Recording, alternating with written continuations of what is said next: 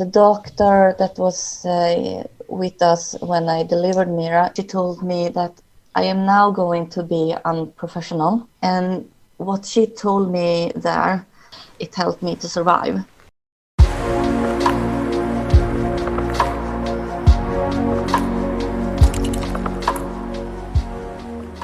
Welcome back then. This is part 2 where we are speaking to Therese, our guest from Sweden. Life Is It Just Me? It's the podcast where we talk about the big talking points in life. Do not, whatever you do, listen to this episode if you have not yet checked out part 1, because there is a whole backstory which you've got to hear first. My name's Paul. I'm joined by Ryan. As always, hello Ryan. Hi Paul, how are we doing today? Really, really good and great to have you here. And Therese, hello. Hello. Welcome back. Thank Therese, you were telling us about your incredibly detailed and poignant and emotional story, all about your journey of trying to conceive, I guess, and your journey with IVF. You took us on a roller coaster last time. Wow. And we're back for more. We did. We had to come back for more. I had all the emotions, all of them, every single one. Ticked them off like a bingo card. It was. Emotional bingo. We're going to have to release that now as a board game. Is it just me? Emotional bingo. That is a really good. Who can we team up with? Hasbro or someone like that. Hasbro has to take that. Mattel maybe. One of the big ones. To be honest, I don't really care. Anybody will do. Take my rights. Take my money. Okay. Let's get back to business. Therese, you were telling us all about your time in the hospital. Catch us up and continue from where you got to, please, as best you can. Yeah. Well, when we ended last time, I have just told you about giving birth to my daughter. And, my husband, Joachim, just told me it was a girl because we didn't know until the birth. So now we were asked from my midwife, Emma, if we had a name for her. And I was thinking about the name I have been carrying for many years. Did I want to give that name to this beautiful girl, or should I keep it and save it for hopefully having another girl? And then I was, no. During the pregnancy, I have been thinking about this baby as Mira. So I turned to my husband and I asked, is it Mira? And he looked at me and said, yes, it is Mira. So that's when I turned back to Emma and said, this is Mira. And from there, she got her name. And after this, we were offered to have a photograph come to take photographs of us. They did that for free because of everything. And then they asked us if we would like to have a priest coming to have a baptize. And we said thank you to both of those. So the photograph came first and took some really beautiful pictures. My favorite is one when I am talking to Mira and I'm looking down at her, and the picture captures a moment where Mira is looking up at me and me down at her. This is my most precious picture I have of us. And we also have this beautiful picture when Joachim is kind of tickling her hand to see if he can open her hand up. And she does open her fingers, and then she closes them on his fingertip. This is also a really beautiful picture we have. Yeah, it sounds beautiful. It does. Yeah. Where did the choice of name Mira come from? I had a dream where me and my husband and his sister were going in the city for shopping, and we had a stroller, and in this stroller we had this baby girl named Mira. So I carried this name for maybe 10 years, hoping to have a baby girl with this name. And I finally had her. You did. Yeah. How did you feel we spoke last time about the depths you went to in the journey, and then of course being told not long before you were to give birth that your baby was likely not going to have a long life expectancy. In that moment, with all that information in your head, you still had Mira to hold and to have pictures. Can you put that into words? At first, it was horrible because I was holding my baby that was going to die. But also, when I calmed down and when I learned that she was still alive after birth, I was so filled with love to this tiny, tiny person lying there. Because during the pregnancy, she had shown me her quirks. She had a personality. to having this baby with this personality on my chest and bonding with her, it was amazing. It's hard to explain, but with all the emotions, the sadness, the grieving we had, the anger, the frustration to being there but not be able to take her home, and also all this happiness to be there with her, to hold her, to see her, to smell her and feel her. And it's so wonderful to have those memories with me during all the pain we also have. And I have struggled a lot with the pain, and I have been through a lot of therapy because of this, and I have turned a lot of the pain to good emotions like love and happiness. Good things. So That's good. That sounds positive, because it would be hard to. It would not hard to do that, but very easy to go the other way. Not and take a lot of negativity from that, and anger almost. I can imagine anger would have been the first place to go after upset. But it's nice to hear that you've got to a point now where you've kind of turned the page almost to that positivity side of things, and that you had all these positive experiences, things that you wouldn't have been able to do had it not happened. So it's really good to hear that. Yes. Well, after this, Mira had been alive for like 3 or 4 hours. So we were moved to neonatal at that time, so they could try to put a tube in her to feed her. So we were moved over there, and when we came into our room we had there, we changed so Joachim could hold her, and he told me afterward that when it was confirmed that he was going to hold her, he almost ripped his shirt in half to get it off him, to then put the hospital shirt on, so he could have Mira beneath the hospital shirt in a good way. Yeah. And then they tried to put the tube, but it was really difficult, and they weren't able to do that. And during the time we had her there, they tried 3 times, one with Joachim, one with me, and the last time it was after midnight. They put her on a table with a heating mattress to keep her warm when she wasn't lying with us. And I took that time to go to the bathroom, because I've been told from the doctors you need to go to the bathroom regular, because after the epidural you won't feel the need. And when I came out of the bathroom, I felt a change in the atmosphere in the room. And I was focused on getting a glass of water to take my medication at that time.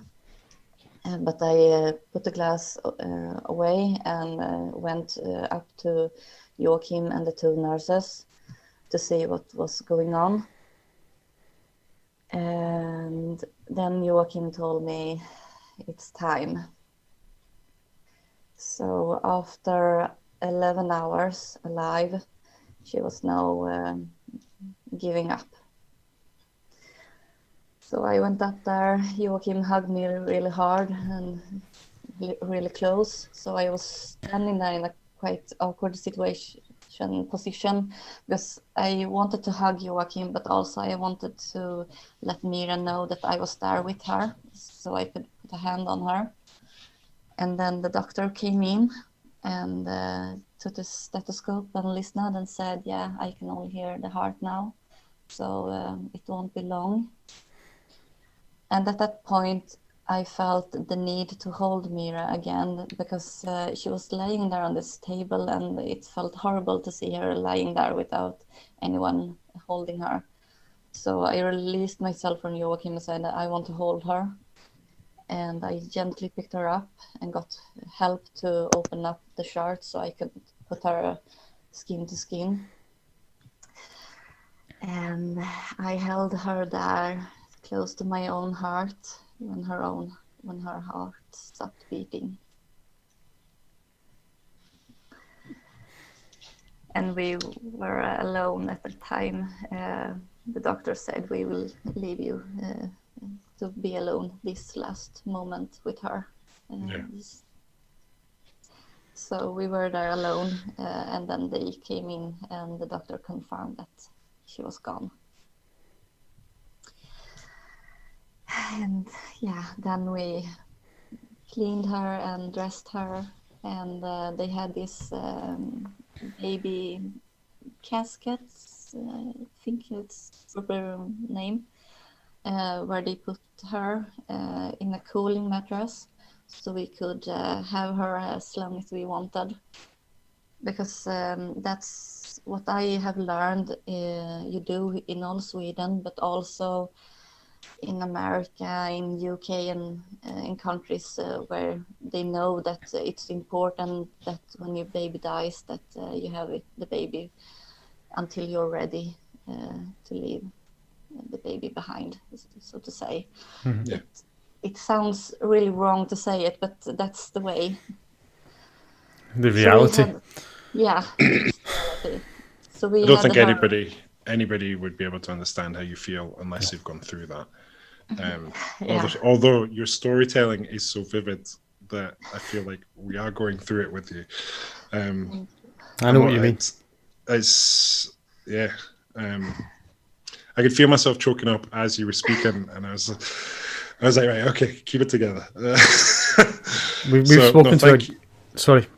Yeah, no, I was just going to say thank you for sharing again, because 100%. I know we talked about last time. It was almost a little bit like a therapy session. Where we were sharing all these things together.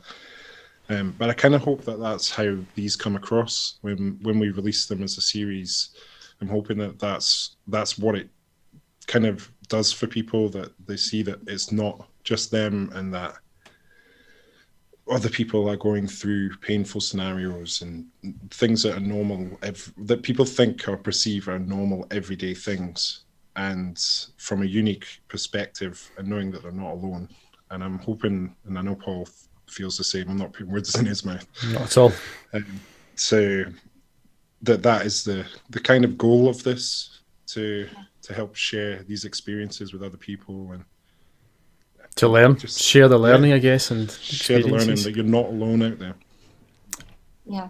Therese, you spoke about being with Mira for us until you were ready, for as long as you needed. Yeah. How do you come to that decision? How do you know, okay, I'm ready? How long did it take? Did you and your husband reach that point at the same time, different times? The truth is, neither of us was ready to leave. We did it anyway. It's like when you rip the bandage off. It's like that for us. I could have stayed there for a whole week longer, and you're allowed to do that. And here in Sweden, you are also allowed to take the child home with you if you want to. Okay.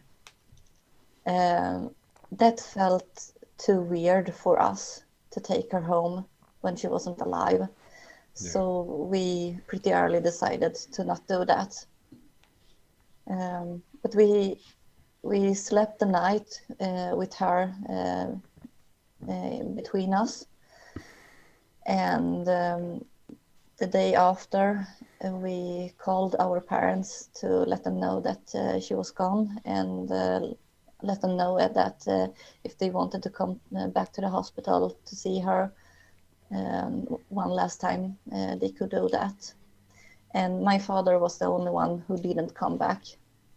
My mother and his parents came, Joachim's parents. And when they left, we had some lunch, and then I said to Joachim, maybe it's time to go.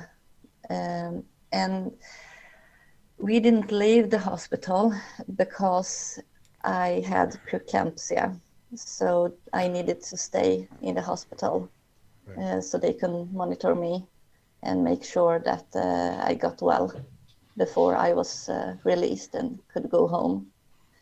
So when we left Mira in neonatal, we went back to the room where we got the news of her not being able to survive. And at first I was horrified that we were going back to that room, because I didn't want to go back there. But as we talked about therapy, it was good to go back to that room, because then the room wasn't going to be this horrible room where we got the horrible news. It was going to be a more neutral room. Okay. It's just a room. It's not Yeah. So we spent another night there, and now it's Sunday, and the doctor that was with us when I delivered Mira, she came into me, and she just opened her arms, gave me this big hug, and she told me that I am now going to be unprofessional. And what she told me there, it was, she threw me a life buoy because I was drowning. But what she said to me, it helped me to survive. And she told me that 30 years ago, something like that, she lost her first baby. Wow. A baby boy. And she wanted me to know that. And she also wanted me to know that she had children after that baby boy.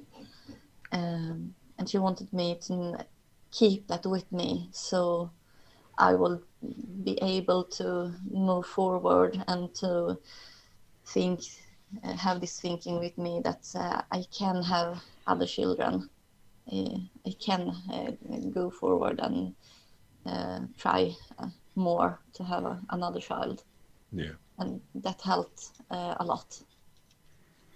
Yeah, sometimes these almost unscripted moments. Yeah, random acts of unscripted moments like that, where I'm sure it would have been a lot easier, maybe not the right word, but as you say, maybe more professional to say nothing. But in times like that, you often find that the need to be professional almost is superseded by the need to be a human and to help someone else. And as you say, it's helped you enormously to have had that. So thank goodness that she did so.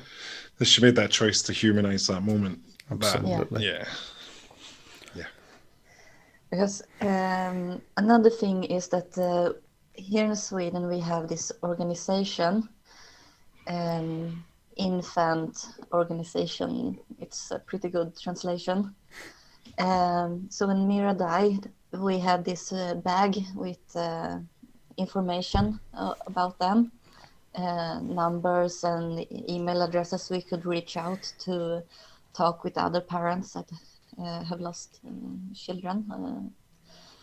So with that information about the organization and also the doctor's story, it helped us a lot to move forward from that point. So when we went home, we felt that the whole world was standing still. So going out from the hospital, it felt so weird because people were moving around. They were talking like nothing had happened at all. Yeah. And that like, did these people not know what you'd been through? Did they not understand? How dare they get on with their lives? Like, Yeah. You just I expect get that, because you've been through that moment and it's been so life harrowing for you that everybody should understand how you feel in that moment. Yeah. So I was so angry at the people I could see, because I wanted to scream, why are you continue with your life? Why don't you stop and think for a moment how everything can just shatter in a moment? So but we kept everything inside, and I went to the pharmacy to get some painkillers and other things I needed, and I was asked, for what do you need the painkillers? And I was, I have just given birth. And she asked, well, are you going to breastfeed? No, I am not going to breastfeed. You'd think there would be some kind of letter that you could give to a pharmacist in that moment to say, I don't really want to talk about this. Yeah. Here's what's happened. Just give me the things I need, please. Yeah. It seems, I know it's not insensitive, they need to ask these questions, but you would think there would be some kind of protocol where you hand over a certain color piece of paper, or you have to, even a sticker on your notes, something that says discreet enough to avoid the something conversation. Discreet enough that nobody would know what it was, but they would know. Right? Okay. Right. Let's be a bit more kit gloves here. Yeah. Sensitive. Yeah. So. Yeah, it was kind of a miracle that I didn't break down there and start crying. But I was, I'm not going to breastfeed. Just give me the stuff so I can go home. We did one thing that was very difficult to do before we went home. We went to a shopping center and we bought some frames for the pictures. The pictures. So we can. So we could put them in there as soon as we printed the pictures we had ourselves, and when the photographs were coming, we could put them also in frames. So we did that, and then we went home, and we asked Joachim's parents to meet us there, so we didn't have to go home to this empty, silent home. And we are so thankful for them meeting us there, being there when we went home. And we held a funeral a month later, and when I gave birth to Mira, it wasn't that much snow. It was a little snow, but not much. And then there came a snowstorm. So it was a lot of snow the day we had the funeral, and this day, Joachim and I shared our first joke after her death, a sort of healing for us to be able to laugh again. And it was a very beautiful day. The sun shined for a moment, and the snow was glittering. It was a totally white winter wonderland, so beautiful. And then Joachim said, I think Mira loves snow because she has sent the snow here from heaven. And I answered, well, either that she loves snow or she hates snow. So she didn't have the snow in heaven. She sent it to us instead. So, it was a good moment to make the first joke. So we could start heal properly. Yeah. It sounds like like we said before, that's such an emotional roller coaster for of course you and your family, and for us carrying out this interview, and for you listening. And you speak about starting to heal. How much time has passed since the experience you just told us about? In March, it will be 3 years since the funeral. Okay. So, Do you feel? I imagine it's very difficult to quantify something like this, but when you think back to how you felt then, perhaps on the day of the funeral, the day you just described, compared to how you feel now, what's the journey been like? What's the healing process, if that's the correct term, been like for you both? it's been horrible from time to time. As I told you the last time, I am a preschool teacher. So I work with kids that are as young as 1 year old, and the oldest are 5-year-old. And I developed, how do you say? Developed? Yeah, thank you. No problem. Don't ask me to say it Again, Swedish. better than my Swedish. No. And mine. Well, I won't go into that now. Let's not go there. Let's stick to English. You developed. And I got PTSD, post-traumatic stress disorder, because of that I was working with kids. So, I can only imagine how difficult that must be to see children on a day-to-day basis, especially in the age group that your daughter would be in. yeah. I mean, did your employers kind of understand what you were going through? Had you shared that with them? Or because to me, obviously, having had this conversation with you, it seems obvious that would be a difficult thing. But did they show you some kind of empathy, or were they understanding about the situation? Well, this is a story, a part of my story that gets me really upset and angry, because at first I was given a lot of empathy. My English. Well, they were understanding. Thank you. They did understand that I was grieving and I was sad, and the first thing I asked was, please don't make me go back to the preschool. I could do anything else, but please, I don't want to go back there. I can't do that. Any other job? I'll make tea. Yeah. Just please don't send me back there. Yeah. I mean, I didn't go through it, but I feel like I've been through it with you, and I understand. You'd think they would understand. Yeah. But the doctors and my boss, my parents, like everyone, told me, you need to go back there, because you know the kids, you know the parents, and you have the safety with your co-workers. And I was, I don't care about that.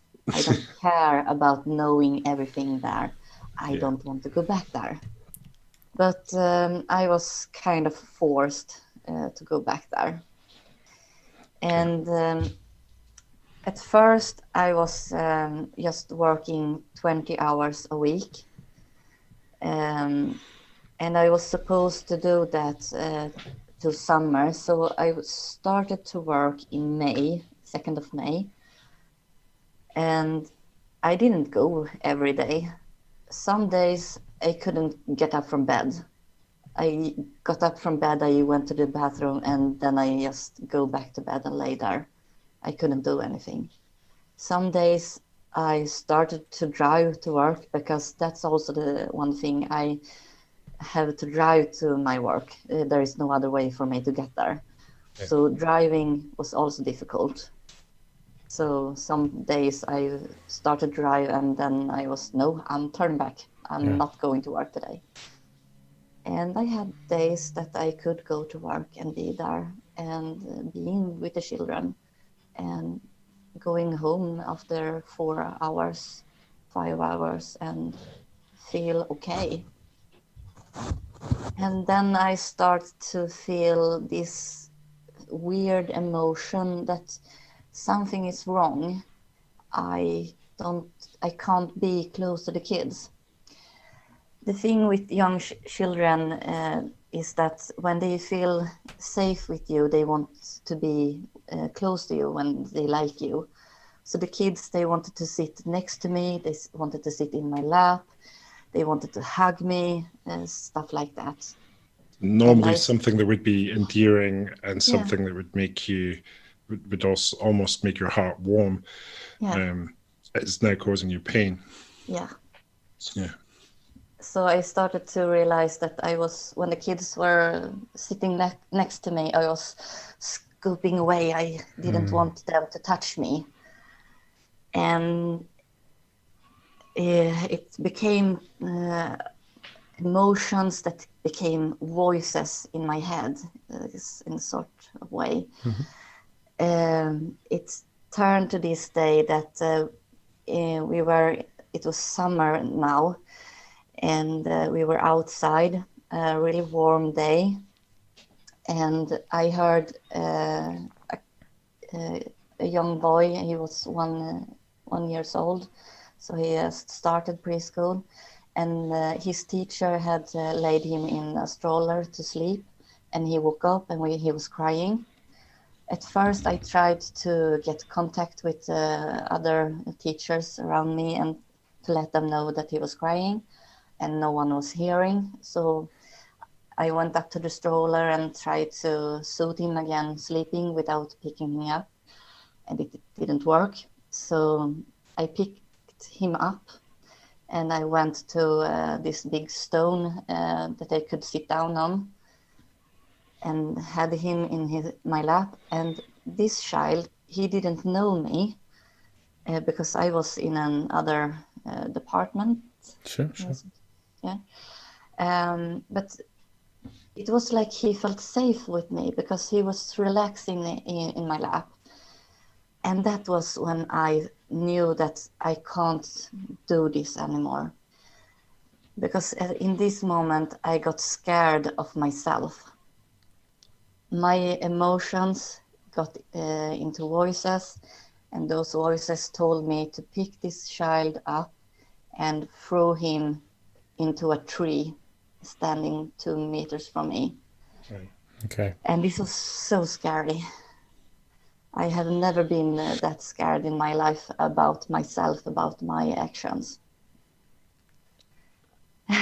I was able to put him back into the stroller. I went to the other teacher and said, "You need to take care of him. I need to go in. I can't be here anymore." So I went inside, and I was lucky in that way. I didn't break down until I got into this room where we have our break times. And there I just broke down, and I knew that I can't do this anymore. I can't come back here.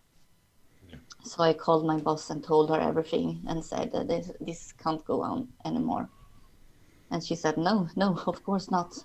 And we had a meeting, and she said, "You need professional help." Yeah, I do need that. Yeah, I called my insurance company and asked them to get in touch with a psychologist. Up until that point, we have gone to a therapist at a hospital, but I needed more help because of the PTSD and my reactions with the kids.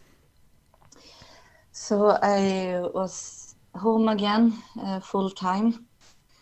I went to the psychologist who told me that, yeah, you have PTSD, and she gave me help to handle that, and also to handle all those emotions that had turned into negative emotions from the birth. So she helped me turn them into positive emotions, and that was really great because now I can remember the time with Mira with love and happy thoughts instead of all this anger and sadness. So she was really helpful, and she's told me that I was the first person she helped with the loss of a child, but she helped a lot of people with PTSD. So she was really good. That's really good, and I imagine you may not be the last person that she has to help with such a situation, so it will have been useful for her as well to have had the experience of helping you, which will hopefully in turn go on to help others. So yeah, I'm really glad you'll be able to get that help. It does sound, the experience you spoke about, picking up the child and having that thought must have been terrifying, you said yourself. Yeah.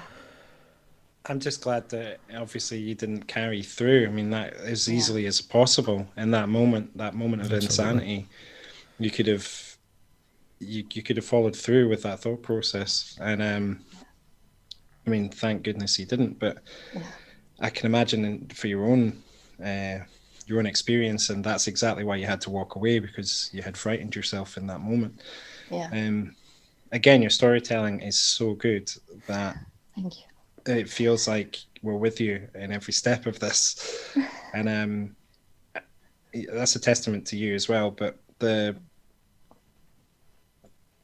psychologist has clearly helped you with that, and it's just such a positive thing. We talked about this just before we in this episode, that you've been able to switch that negativity into positivity is just it's a gift, and like. It's incredible, really, what psychology can do. Yeah. Is that something you have to consciously do? Do you have to consciously think of a positive, or is that something that's come about as a result of the work you've done and now it happens naturally? Today it happens naturally. Thanks for the help I got from the psychologist and during all the therapy sessions I have been through. Talk about this, it really helps. Good. It helped me to come to the place where I am today. Okay. What is your work situation like now? You spoke about feeling the need to leave your job. Yeah. When I left my work, I didn't leave in that way that I wouldn't never come back. I got this unpaid vacation to try another work. Okay. So I did that for a couple of months. So I was sitting in an office, talking on the phone, emailing, helping customers with their problems, online shopping. Wow. For a while. Completely different. Yeah. And but it was clearly what you needed at the time. Yeah, it was. It was good for me to do that a couple of months, because I was getting help from the psychologist during that time. And when I had free time, I went back to the preschool to visit, to see how it felt when I got all the help. And I started to miss the children. I started to miss being there in the preschool, seeing their smiles and hearing them calling my name when I come to work and stuff like that. So finally in December 2018, almost a year after losing Mira, I went back. And it didn't go as well as I hoped. So a couple of months later, I said, no, this preschool is no good for me. If I am going to continue my work as a preschool teacher, I need to change preschool. And what was it that was causing that feeling? Is it just the familiarity of the staff or the place, or what was it that was making you want to move on? It was the parents of the children and the preschool itself, the environment there. It was those parts. Meeting the parents that knew all about Mira, it was really hard. We told them to not talk with me about my loss, but some people can't shut. This is true. I imagine some of the children think as well. They're helping. They think, oh, Yeah, absolutely. They can do, but and I imagine some of the children as well may have seen you become more and more pregnant, and then suddenly you're not pregnant, and maybe they didn't have the ability to question that. I'm not sure. The wonderful thing with children is they take everything so clearly in a way. It's kind of black or white. When you tell something, they believe in it. So the kids were wonderful. I have this moment when we are sitting and eating lunch, and there is a parent that in the preschool that also tries for kids, and she just learns that she's going to have twins, and then she loses them really early in the pregnancy. And her daughter, she says in this lunch time, my mother lost her baby. And this girl, she didn't know about me and losing my kids. She was too young for that at the time. But I had this other boy, he turned 5 that year, so he knew about me. So he listened to this girl, and then he looked at me and he said, do you think the famous author Astrid Lindgren that wrote Pippi Longstocking, if you know those books? Those are really famous in Sweden. And where I work, she is her birthplace. So we read her books very much. So Pippi Longstocking, if you ever would read them. I'm aware of Pippi Longstocking. Yeah, good. Well, the boy, he asked me, do you think that Astrid Lindgren is taking care of your baby in heaven?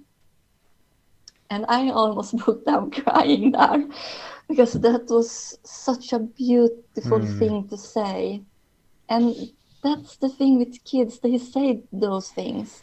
They have these thoughts and they just say them, and it's beautiful. So the kids are not the problem for me, not at this time. It's the parents and the environment.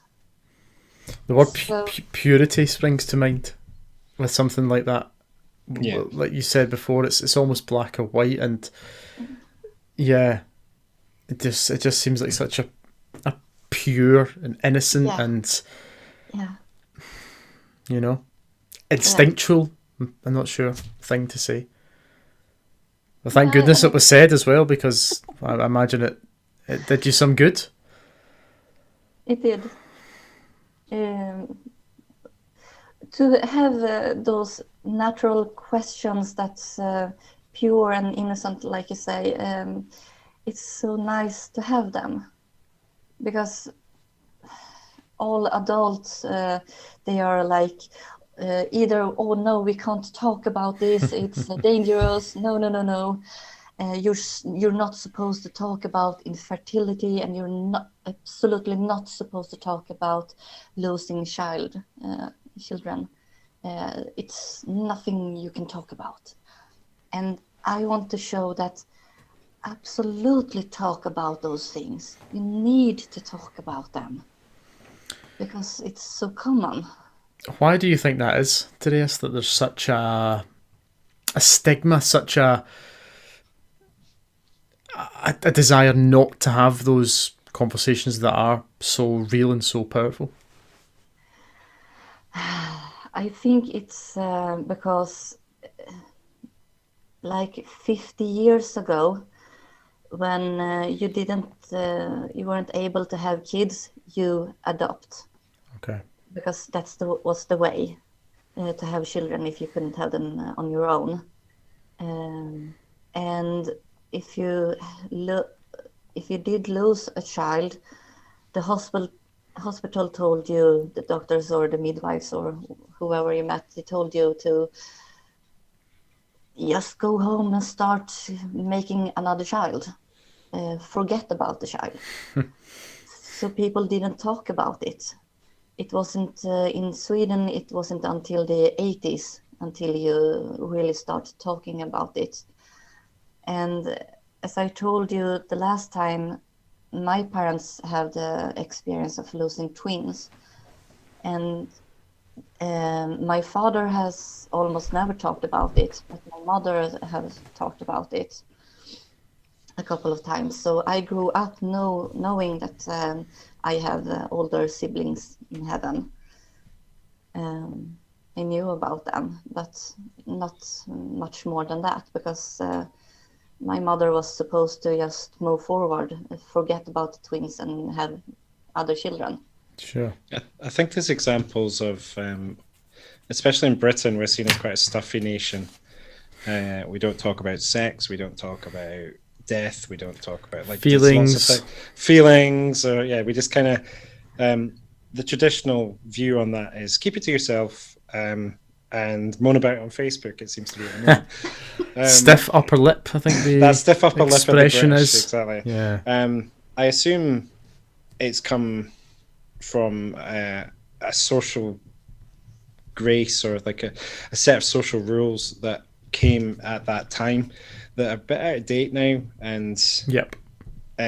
Obviously we've moved on a lot, even in the last 10 years. Like, a lot has changed in psychology and how we feel like we should treat even children. Like in Britain at the moment, it's there's you shouldn't hit your child. There shouldn't be any spanking or smacking of the child for for like a corporal punishment thing. It's just been made illegal in Scotland, I think. Yeah, it's been made illegal in Scotland. Oh. So like, they're moving forward in ways that probably even 10 years ago people would have been like, what? So I think as we move forward, as obviously Sweden as well as a different nation, but as communities move forward and people are more open about talking about things, and hopefully because of things like what we're doing here, where we're having this open dialogue about things that most people find difficult to talk about or have avoided talking about for whatever reason, whether it be a stigma or because of some other reason that's stopping them from wanting to talk. I'm not saying that this is going to change, our podcast is going to change the world. It might. But the fact that we're willing to do this, I think, is a step forward in the right direction, and shows that people do want to chat, people do want to talk, and we're starting to break down those social barriers that caused us not to in the first place, which are probably Victorian rules or something that's come from like a historic reason where we were scared to talk, and now we're kind of promoted to talk. It's almost like a different the talking revolution, but it does feel like it's changing towards that way. In fact, almost now people are too open. It's going the wrong way. Cancel the podcast. Yeah, exactly. But seeing things like TikTok becoming like really prominent in social media, and people talking about all of their personal lives on social media, and like, social media's got a lot to answer for. I think in this setting where it's in context and people can understand and see the whole story, I think this is much more healthy than like somebody putting up a single sentence post on a social media thing, looking for people to ask questions and then letting little pieces of information out one at a time. Do you understand what I mean? Like, this feels like it's more natural and more organic, and I hope that we continue in that trend, that we're open to talk to people about things that once they didn't want to talk about. Yeah. And it sounds like that you're saying that's exactly what happened. So hopefully your dad might want to talk a bit more in the future. I think there is a generational element to it, Ryan, as you said. I was wondering, Therese, is it easier to talk to strangers like us than it is to people that you know? Yeah, it is. Why? I think I know the answer, but what are you going to say? Well, we can take my side of the family. Since my older sister did give birth to her baby the week before Mira was born, It's like my family focus on that girl, and yeah, they ask us how it's going. Am I pregnant again, or things like that. Questions that I have told them, please don't ask, because we will tell you when we have something to tell you. So yeah, they don't ask us anymore how we are coping. Have you been to the memorial ground or things like that? So open up and talk with you. It's much easier because you are not afraid to ask me questions, and that feels good. It feels good to get those questions and to answer them and telling my story. And also, the most important, if my story helps someone else, I have to share my story. Absolutely. I have a need to share my story to help others. I think there's almost an element of this that goes against, Ryan, I don't know if you'll agree, it goes against our Britishness, where it almost feels unnatural is maybe too strong a word, but it's awkward. It can be difficult to ask those questions because unless you know someone is comfortable talking about this, like we know you are, you approached us when we put the call out and said, I really want to do this, as did a few others. Yeah. But if it's someone you know, unless you have a very good relationship with them, there's always that worry, at least in my mind, that this might open up, the expression we would use is a can of worms. It might start something that maybe I might be ill-equipped to handle, the person who's been affected might be ill-equipped to handle. And I wonder if that's a lot of the reason behind people not having these conversations is genuine fear of what's going to happen. It's consequences. I would say it's to do with consequences. You're scared of damaging a relationship. Yeah. You're a lot more scared of, especially if you got to see somebody regularly. It's probably easier to speak to people you're more estranged with, even in your own family, than it would be to speak to somebody you see every day, just for the reason that you have to see that person again and look them in the eyes. And if you've made a mistake in asking something that's offensive or not, or just really, really deep, to a point that they now know that you know that, it's sometimes difficult. It's a shame thing. I think it's shame that's built in to that, getting that stiff upper lip here, definitely in Britain anyway. Oh yeah. But again, hopefully, people become more open and honest to each other, because if we can be more honest with each other about what we are actually thinking, and rather than people making assumptions all the time of how you might react, then hopefully we can talk to people closer to us in a more open fashion. Paul and I have got quite a good working relationship that way, that if we speak about something, we'll be open and honest about it and not be worried about offending each other. But yet, like, we still have, there's probably still, I don't know if you think the same, Paul, but even just chatting sometimes, do you think there's sometimes we reword something to make sure that... I think it's almost a case of knowing your audience. There's things I would say to someone that I wouldn't say to someone else, because I would worry about how they might take it, and that's not, that's in sort of everyday normal conversations, if that's the right way of saying it. Whereas with something as when you magnify the stakes, I suppose, if that's the right way of putting it, when you're talking about something as emotive as everything you've been saying to us tonight, Therese, then it's no wonder. I don't blame people for avoiding. Do you, Therese? Does it annoy you? Does it frustrate you that people, the closest members of your family, don't ask you these questions, or do you know deep down that they want to but they can't, or where are you in your head with that? I am pretty annoyed. Okay. My mother-in-law, she goes to the memorial ground on a regular basis to put flowers and to visit Mira. My older sister, she hasn't even been there. And that is really frustrating, because I asked her to please let me know when you're going our direction. so we can go there and I can let you see where she is. But it's been almost 3 years now, and she hasn't said that. What do you say? Can we go there now? Will you show me? So that's frustrating for me, because I don't want to tell her this every now and then. So it feels wrong to do that. I feel that it must come from her.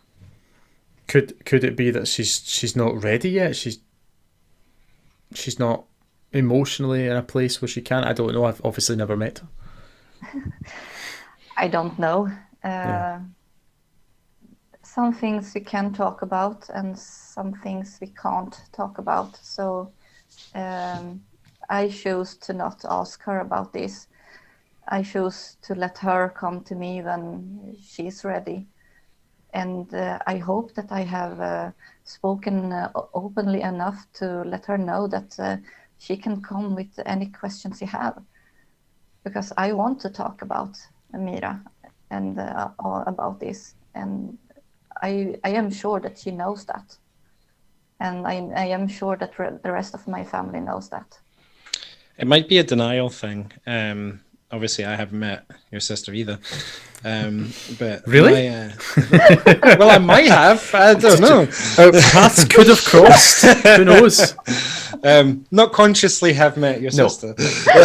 I'm not aware of it. But I do know how I've dealt with things in the past. We spoke briefly about my mum and her situation in the last time we spoke. And I don't generally talk to my mum about it. And just listening to you, I'm kind of like, maybe I should. But because of how it makes me feel, because I feel sad about it. So I'm just like, I'd rather not talk about it. Easier not to. And then obviously I wonder if I'm risking upsetting her, and then that would in turn upset me even more, because I've not only have I upset myself, but I've now upset somebody else with that question about, you know. Yeah. So it's a minefield. That's been well over a decade, and that's still the relationship of that conversational thing. And then here I am speaking to you openly about all these things. So I think I've just proven everything we just talked about in the last 15 minutes. Well, what you could do is ask her if it is okay to bring this up with her, and tell her that if she doesn't want to talk about it, it's okay, and she can tell you. Yeah. And ask her that when you're ready, will you let me know more? Would you like to talk with me about this? Because if you want to talk with me about this, then I am here to listen to you, because I think that she would love that. Yeah, my mom's quite spiritual in the fact that she believes that she is obviously looking down at us. She's with us all the time, that kind of thing.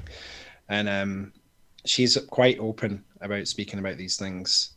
I think it's probably me. I think I'm the problem.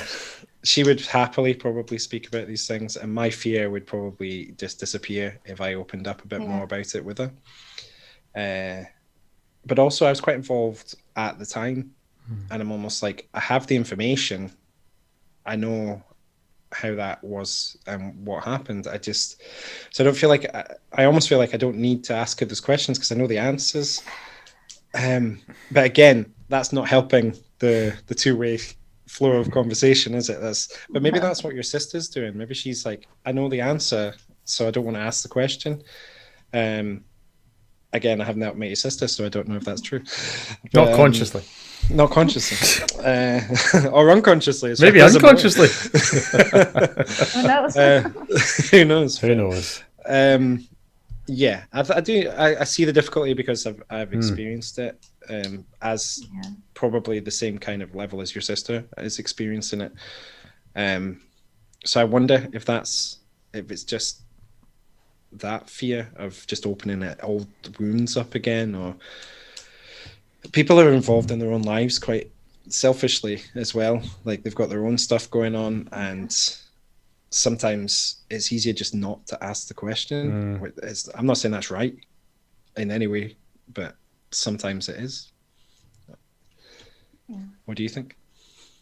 Well, I have to say thank you, because now I have this other view of this, that maybe I should ask my sister, would you like to come with us? Maybe in summer when it's warm and the nice weather and all that. Make it a positive experience for her rather than making her feel like it's a negative thing. Yeah. An obligation almost.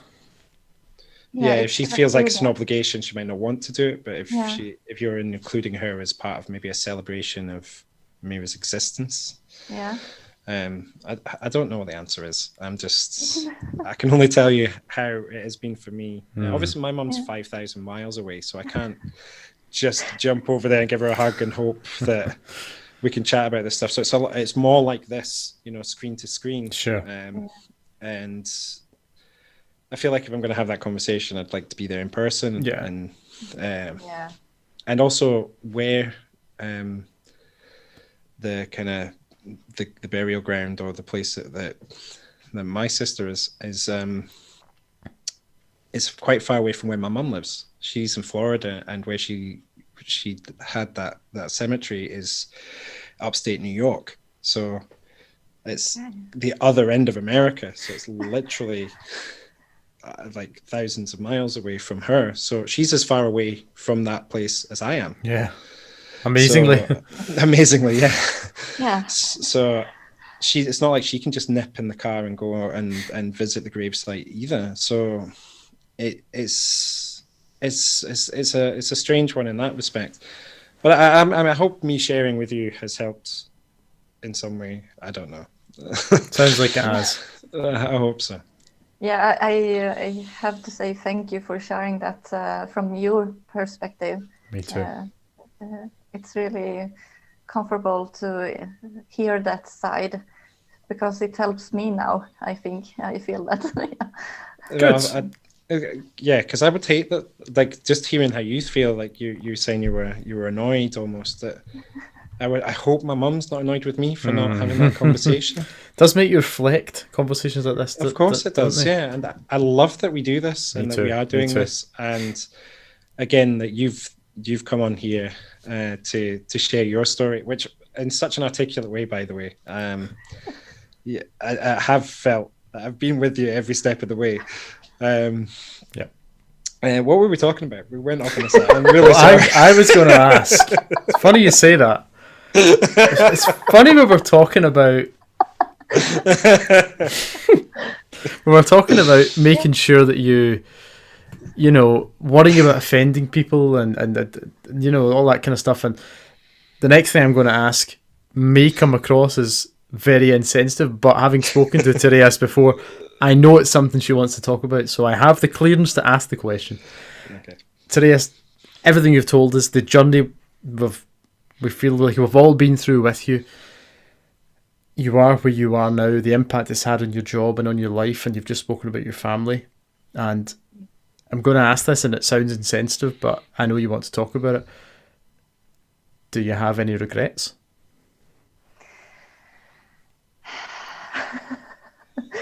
Well, I think I mentioned that I did regret taking the letrozole without the doctors knowing.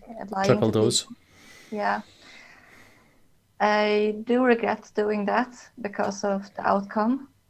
But in the same time, I do not regret it because I got pregnant and I did give birth to my beautiful daughter. So even if she died, I still held her. I carried her. So no, I don't regret having her. I don't do that. Not now. It feels good to know that I have her in my heart in that way. What I do regret is that I haven't gotten to try to get pregnant in that way so much that I wanted to try, because 6 months after losing Mira, we talked with the clinic again, and I asked them if they were willing to help us more after I told them what I have done. And they told me that we understand why you did it, but please don't do that again without us. And I say, of course, because I regret doing that without them. I want to have them with me when I do it again. Yeah. So, yeah, that's how and I do also regret continue working in preschool. I think I mentioned that I came back to my preschool in December 2018, and it didn't go that well as I hoped it would do. And I told my boss that I can't do this anymore a couple of months later. And then they offered me to work with the 5-year-olds because they have their department up at the school. So we are not at the preschool. And that was a good decision to work with them. I had the best year as a professional preschool teacher with them. But I do regret that I didn't end it. And because now, 3 years later, after the loss of Mira, I have come to this point that I know that I have to stop working with kids. I can't do it anymore. It's not possible for me to do it anymore. So I regret not stopping that earlier. Okay. Yeah. But at the same time, you were learning. You were trying to work out, is this something I can do? And you gave it a try, and you've come to realise that it's not. So, what is it you're doing now then? Have you found something new? I am still applying for other works, and I applied for school, but I wasn't accepted. So I will try again to autumn. And I still will apply for other works, but there is Corona, so there is no work.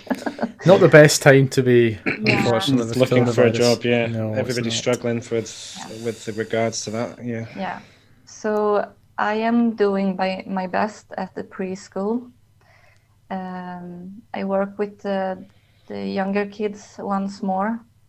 Okay. And it's hard, but in the same time, I have to see that the smallest kids, they aren't Mira. Mira is supposed to be 3 years old at this time, and the smallest kids are 1 and 2 years old. So I need to look at it that way. Sure. To almost separate. That's a lot easier to say than to actually do, though. Like a lot of things we've said.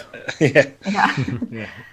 So I do not work 100%. I only work part-time at this time. And after New Year's, I will hopefully go down a couple of hours more, so I work more or less. Is that the correct way to say it? Work less. Work less. Yeah. Because I feel I have to do some more healing because I have had some serious anxiety this autumn because of my try to get pregnant and working with kids and the Corona. It's been a lot this year. I don't think you're alone in that respect this year. I think we have to basically just give ourselves a bit of a break this year. Because mental health has been all over the news here in Britain. I'm sure it has in Sweden. Yes. Just people just not coping with the isolation and not coping with the inability to go and hug each other and all of these restrictions. See each other. And all communication being like this. I mean, obviously, Paul and I would prefer to be in the same room when we conduct these interviews. Well, I don't know, maybe. Speak for so- yourself, Ryan. I'll know once all this goes away. If you Yeah. still want to do these Zoom these videos like this, Think when I'm busy not that involved- night, Ryan, and that night, and that night. You'll just have to do it from your house. All right, I understand. But yeah, I think this year we need to give each other a break and be nicer to each other and nicer to ourselves. Like we've said this on this podcast already and on other episodes, but just like we're really tough on ourselves. Like we're really mean to ourselves, and I think we just need to take a breath sometimes and be like, you know what, we're not doing that badly. And under the circumstances, we're doing okay, and that's okay. So, yeah, give yourself a break. I agree. Therese, such a emotional journey we've been on. I keep saying this, but it's so true. And we're pretty much up to present day now. We know where we are in terms of job situation and got a feeling for how you're coping. Yeah. How do you see yourself going forward in the next few days, weeks, months, years? Well, as I said, I will continue applying for other works and for education, so I can get away from preschool. And I have told both my boss and some co-workers that even if I leave now, there's nothing that says that I won't come back. Maybe I will come back in 5 years or 10 years, 15 years, but not now, not years coming up. And hopefully in spring sometimes we will continue with our tries. We have been trying since Mira died. We have done the triple letrozole with the doctors. So with their permission this time. Yeah, they looked and said, well, of course we can try it when you succeeded to get pregnant that way. But after Mira, I haven't been able to get pregnant that way. So we have tried some other things, and we started 2020 with our third IVF, and we were supposed to do a transfer after summer in September because we didn't have time to do the transfer before the corona hit Sweden and they shut down the clinic. And when we were supposed to do the transfer, the doctor called me and said, I'm sorry, but the embryo didn't survive. So at this time, if you remember, I told you that here in Sweden, you will get free tries.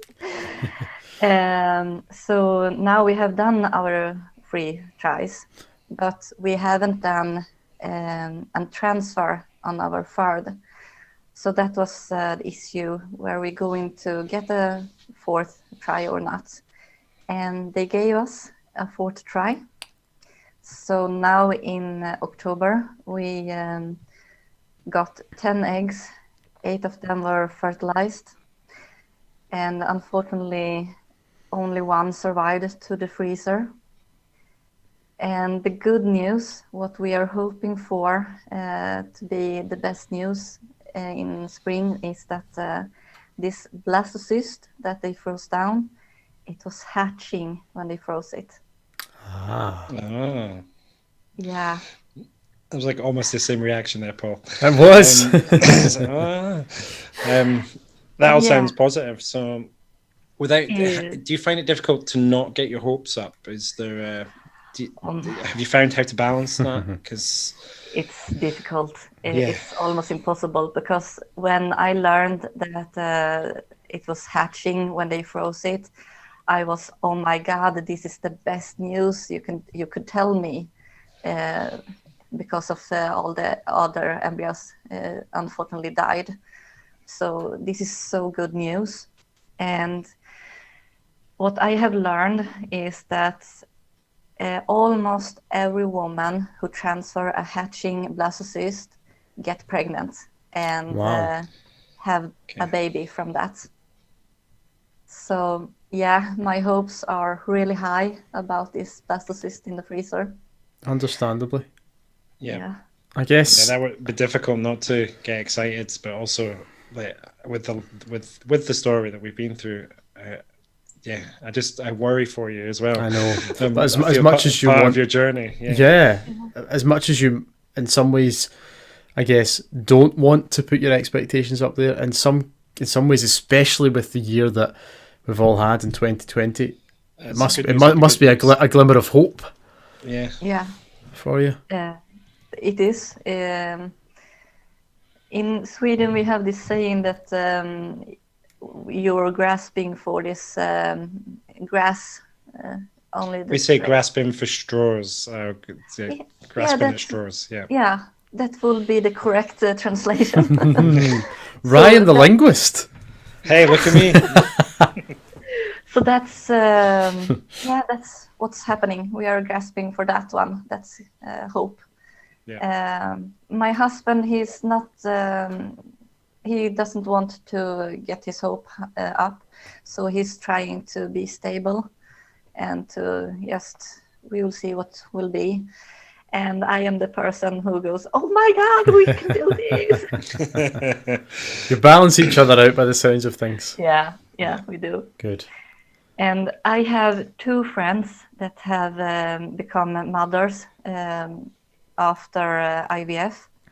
And I met one of them this week, and she asked me how everything was going. So I told her about this and about my blastocyst hatching.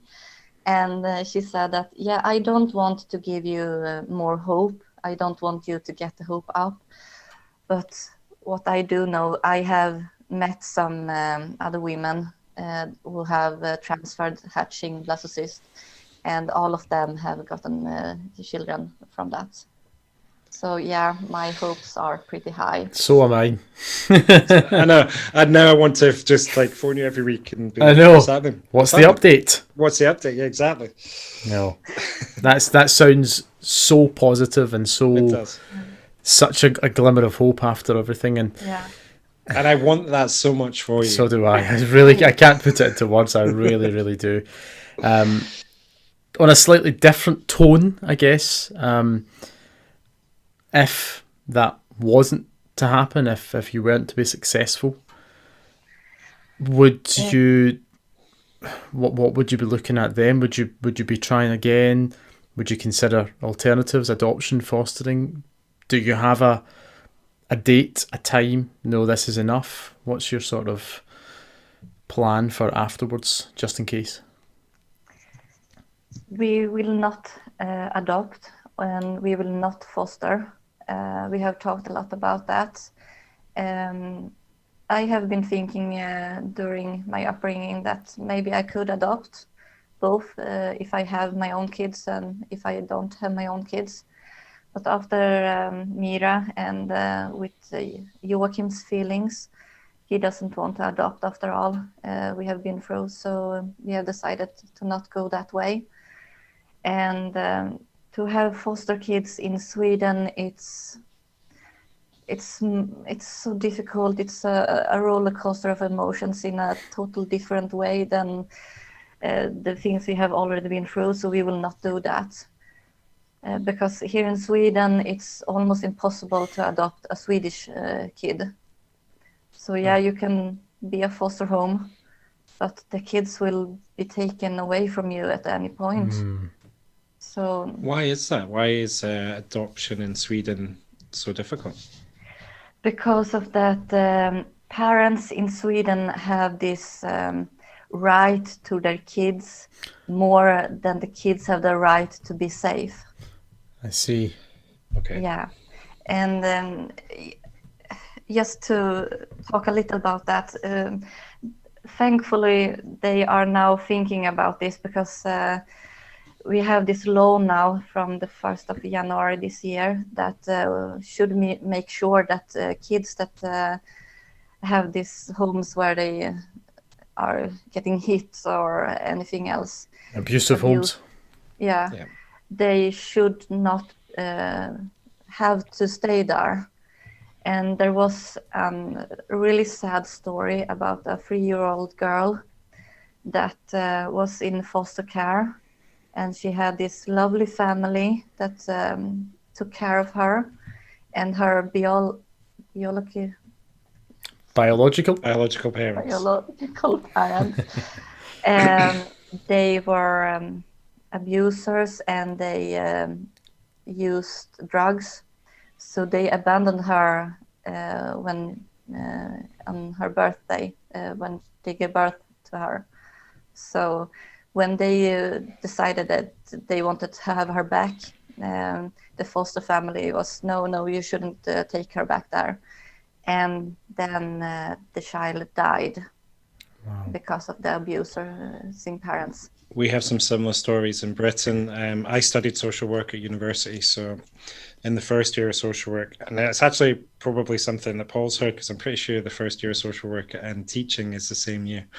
Maybe. But it's pretty similar. They do a lot of the same crossover classes. But Yeah. the history of social work, they used real life case studies to teach you what had happened recently. It's like within the last 10 years, to give you kind of a more recent framework of things. And there had been children that had been, they try the hardest in this country to leave kids with their biological parents, and because the system is so clogged up and so full, that it's not a neglect thing, but it is to do with trying to fix that situation at home first before taking the child away, if they can help it.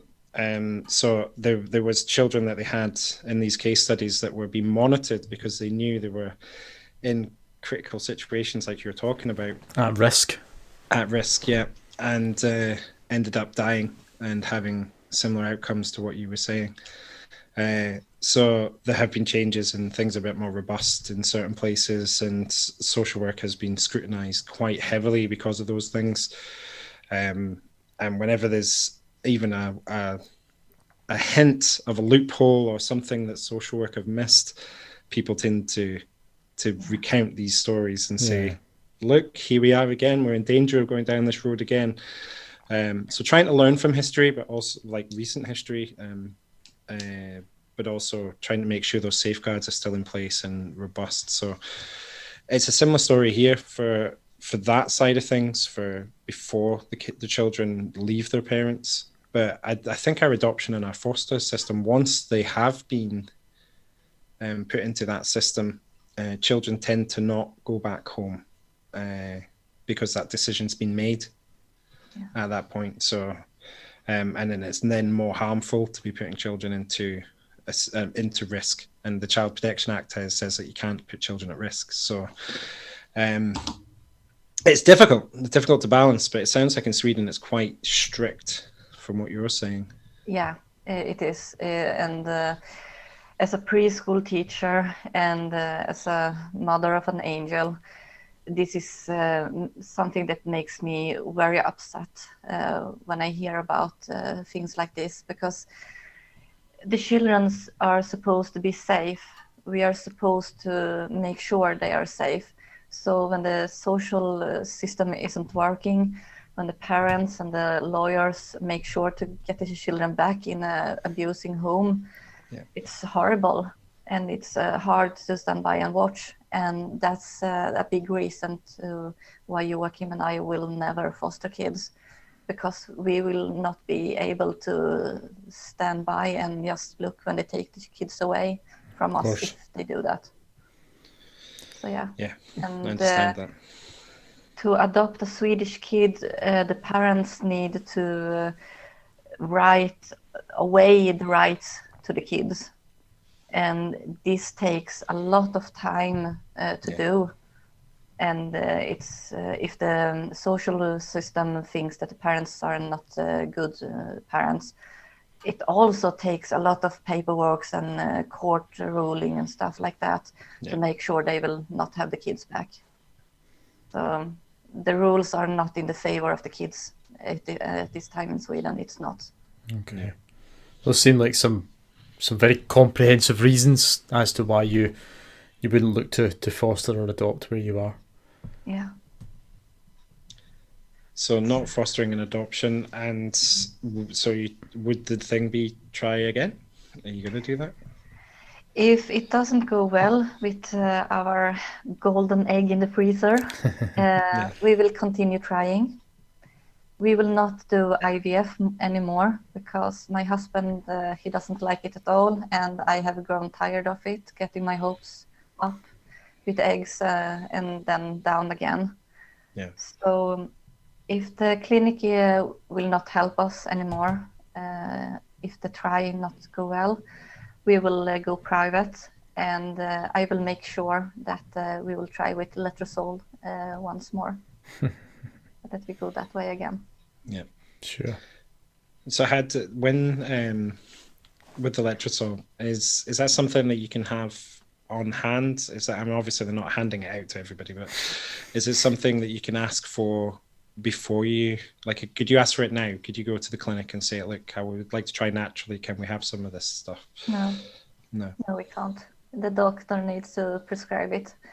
I do have some of them at home at this time, as